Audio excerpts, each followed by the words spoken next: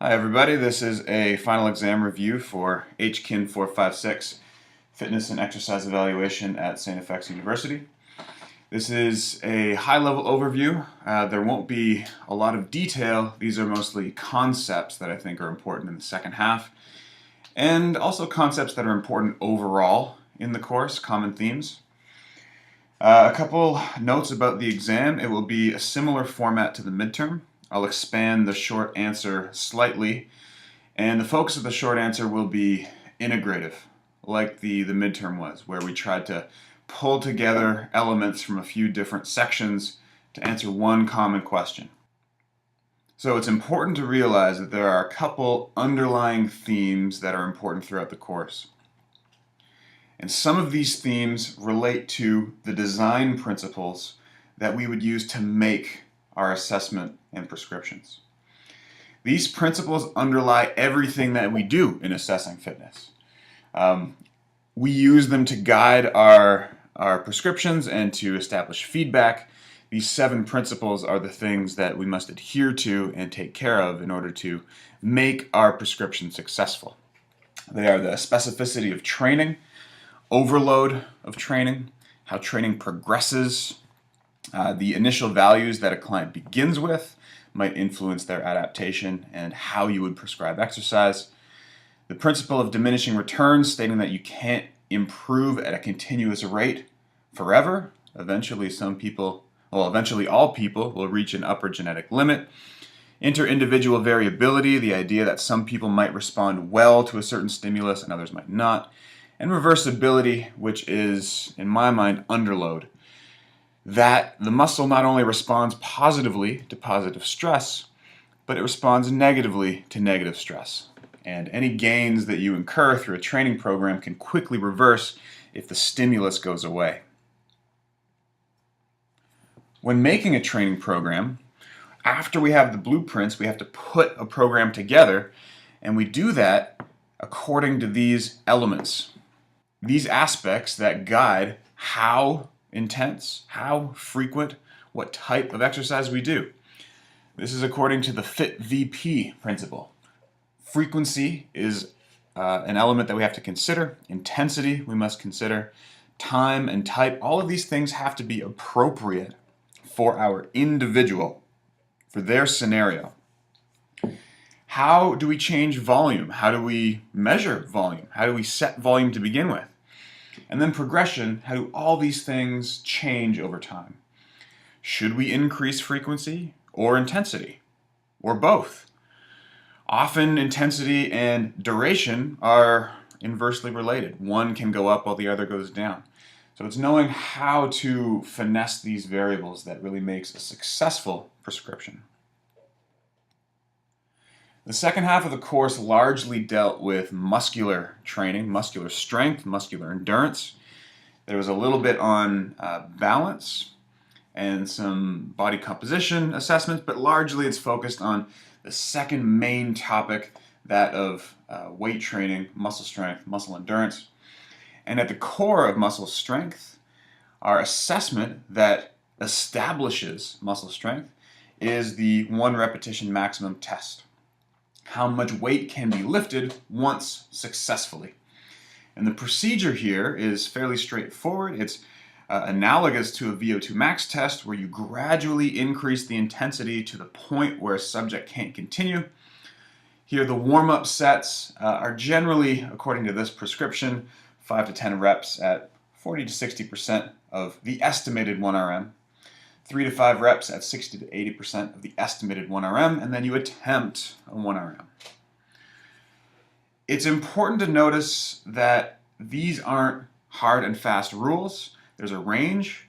As long as you are aware that your subject needs to gradually increase the intensity and decrease the reps towards their 1 RM, that's the message that we want to get across here. When increasing the weight, it has to be conservative. Near a 1 RM is a dangerous place for a lot of people, depending on the type of exercise that you're doing and the confidence that you have in your spotter. A 1 RM attempt can be quite dangerous. So increase the weight conservatively and give adequate time between bouts to rest. We want to test the muscle's ability to generate force not how and whether the muscle fatigues between attempts. So we want to allow a lot of time between attempts to make sure that we're testing strength. The last successful attempt is what we consider the 1 RM, and then we can use that to establish a program. Based on the strength at this muscle group or this muscle itself, we can use it to establish a program. Estimating 1 RM, bear with me, that didn't show up properly, but that's okay, we can make it work. Estimating 1 RM, you'll notice from the last slide, is an integral part of the 1 RM procedure. Just like estimating VO2 max was an integral part of the VO2 max test. You have to know sort of where you're going to be able to get there appropriately. So we assume that there's an inverse relationship between the number of reps that have been completed and the weight that can be lifted. So as weight increases, reps go down. There are different ways that you can assess 1 RM. One is by using a table like we have outlined in the book that relates the maximum number of repetitions with a weight to the expected % 1 RM of that weight. This is only good for sets that go to failure under 10 reps. Anything over, and we don't know for sure if this relationship will hold up, this is only for sets that go to failure under 10 reps. But if, for instance, you completed six repetitions of leg press at 200 pounds, then you can be sure, or you can be fairly sure, that 200 pounds is 85% of your 1 rep max, and then calculate accordingly. There are also some equations that you can use if you don't have this table handy. This equation here is the Berzicki equation, which I don't know if we addressed specifically by name in class, but this is an equation that essentially describes the relationship in the table. For sets under 10 reps, you can plug in the weight, the number of reps, and this equation will give you the expected 1 RM. The last point, dividing the submax reps by the assumed % 1 RM, is exactly what we just did in the above table. All of this centers around muscular strength. And we talked about there being a couple different aspects of strength, static and dynamic strength. We don't often discuss static strength because it's not a functional type of strength. It's not something that would have to be reproduced by people in free living situations. Dynamic strength is much more applicable and relevant. The counterpart to strength is endurance. How much weight can be lifted over a long period of time. The ability to generate submaximal force for a prolonged period of time. We generally measure endurance by repetitions to failure at 70% of 1 RM. We can either measure 1 RM by doing the procedures that we've outlined previously, or estimate it, and then the estimated 70% of that 1 RM will be used for repetitions to failure, giving us an index of endurance for a muscle group or a certain exercise. Once we have this information, we return to our trusty FIT-VP principle to establish our prescription. In resistance exercise, we want to make sure that we adhere to our general guidelines for frequency, number of days a week so that we don't induce overtraining, but also so that we overload the system. We don't generally want someone to only exercise 1 time a week. Maybe if it's a whole body program, maybe if they're a beginner, you can start there, but we certainly do want to induce overload for the system to adapt. The load that we select will be dependent on the ability of our client.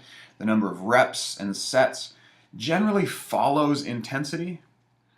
Intensity seems to be the main driving factor. We can calculate that directly as a % of our 1 RM, and then that will influence the number of reps you're able to do.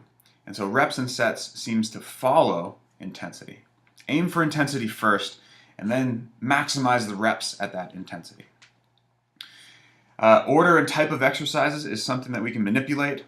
Supersets, pyramid sets, single muscle groups versus compound muscle groups. We can manipulate that to achieve fatigue at a certain muscle or to achieve our goal, whatever that happens to be. Volume we addressed as the total amount of weight lifted, load times reps times sets, total poundage lifted, pounds or kilograms of weight lifted. And then we can change volume. Periodization specifically dealt with that idea that we can change volume to achieve a certain progression. Progression doesn't have to follow volume alone. It can be in the number of days a week. For a new client, that might be the best way to increase adherence and engagement in the program, to increase progression by increasing frequency. But as they become more trained, it might be better suited. You might be better suited to increase the intensity. Or if you are aiming to increase muscle endurance, then the number of repetitions or the number of sets. We saw a couple interesting points about these individual factors.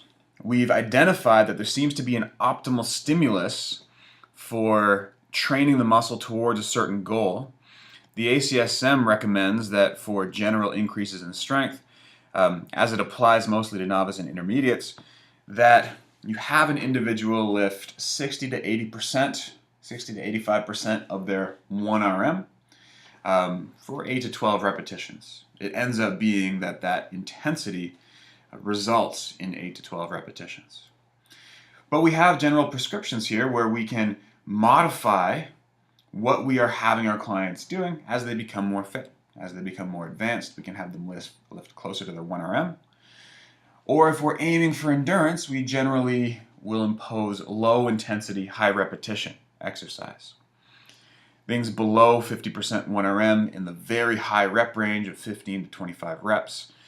Although we did see that there is a situation, or we might be able to ask the question now whether this actually is only focusing on endurance or if some hypertrophy might occur. We did explore a study quickly that kind of suggests that this classic endurance type stimulus might also be used to increase muscle size.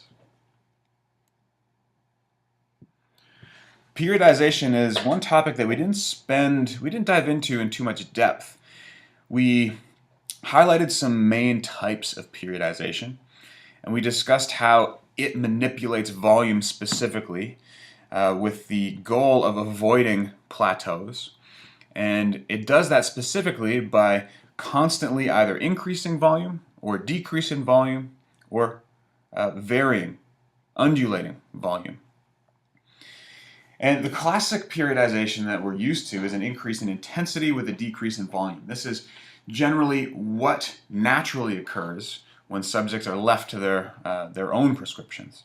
They'll try to progress by increasing intensity, weight lifted.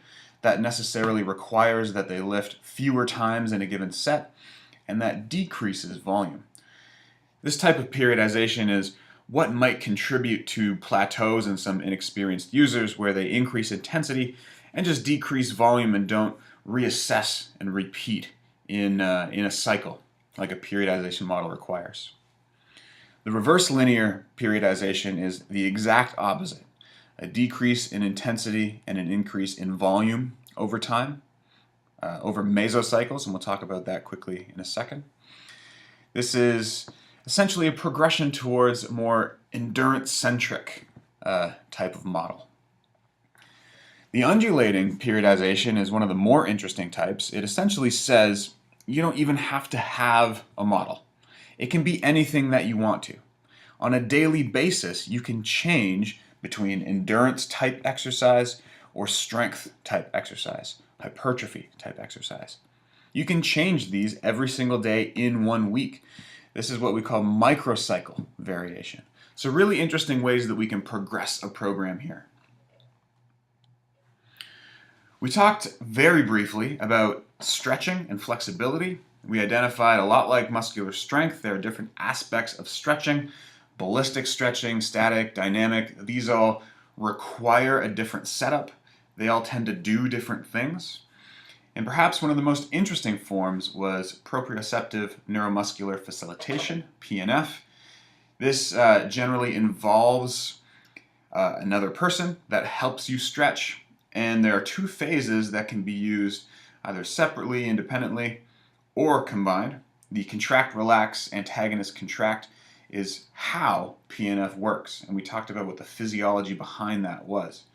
So contract, relax, antagonist, contract seems to be one of the best ways that we can increase range of motion and increase the flexibility at a joint by lengthening the muscle. Some other types are not as useful in achieving this goal. Some might even be dangerous. Ballistic increases the torque at a joint, and if that joint isn't strong, can actually injure the joint. When we take all of these aspects into consideration, we need to know at the end of our prescription, did we accomplish what we set out to do? Are the goals of our client satisfied? Did we match the number of days a week that they have available to exercise? It's important to do that for a whole host of reasons, the least of which includes motivation, like we talked about at the start of the course, and adherence, and also for their own benefits in progressing through the exercise.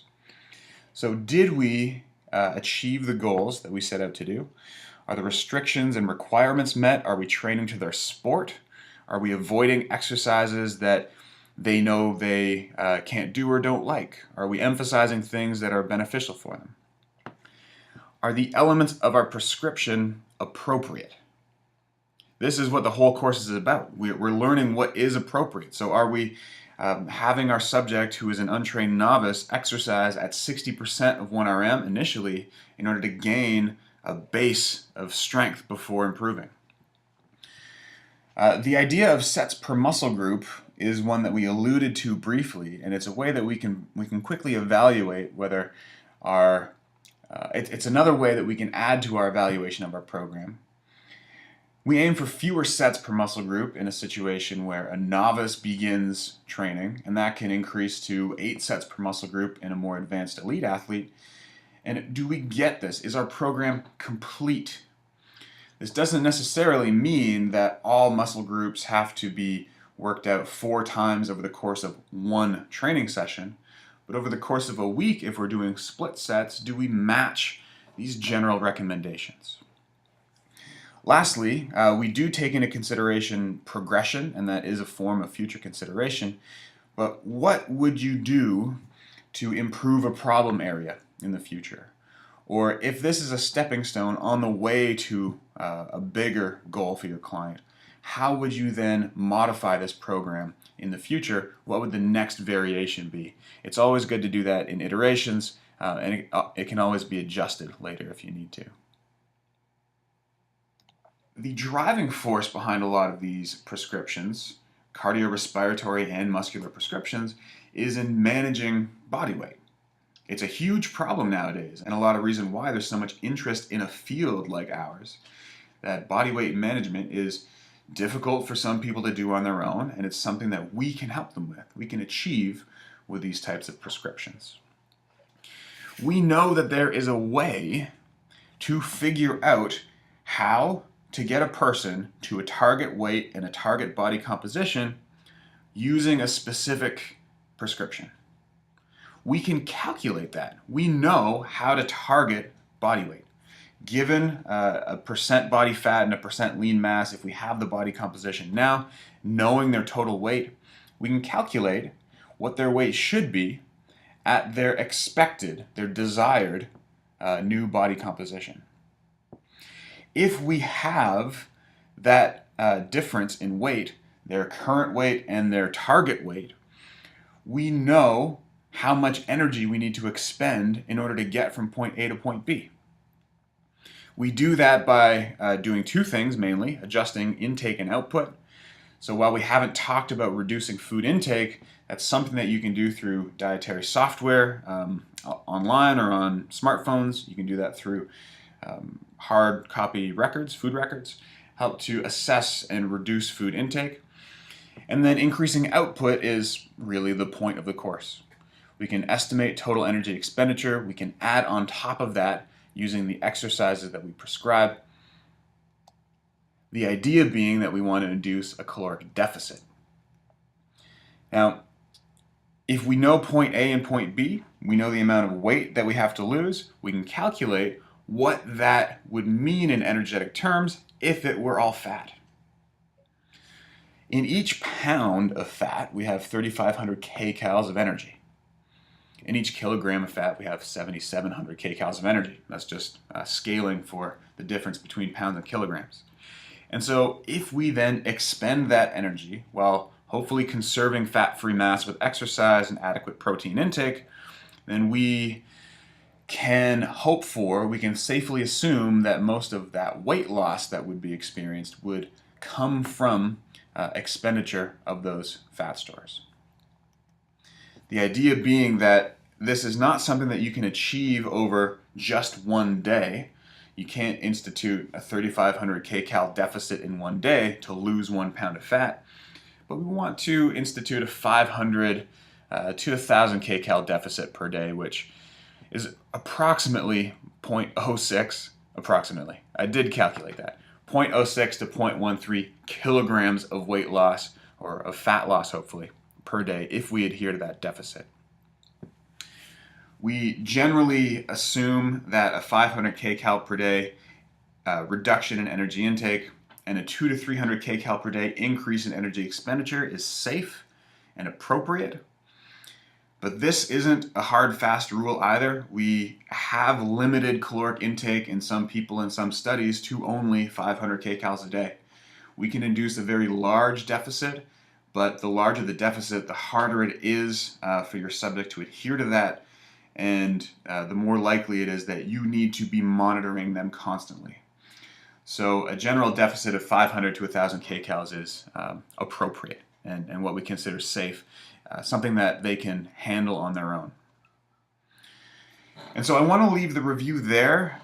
We talked about some main aspects of assessing muscular strength and endurance, and then hopefully I've reminded you of how to put them all together into a prescription. Remember back to the exercises that we did in class. That was a really good way to practice prescription, which is something that you're going to have to do, or along the lines of something that you're going to have to do on the final exam. So if you have any questions as you're studying this weekend, please send me an email. I'm happy to help you out.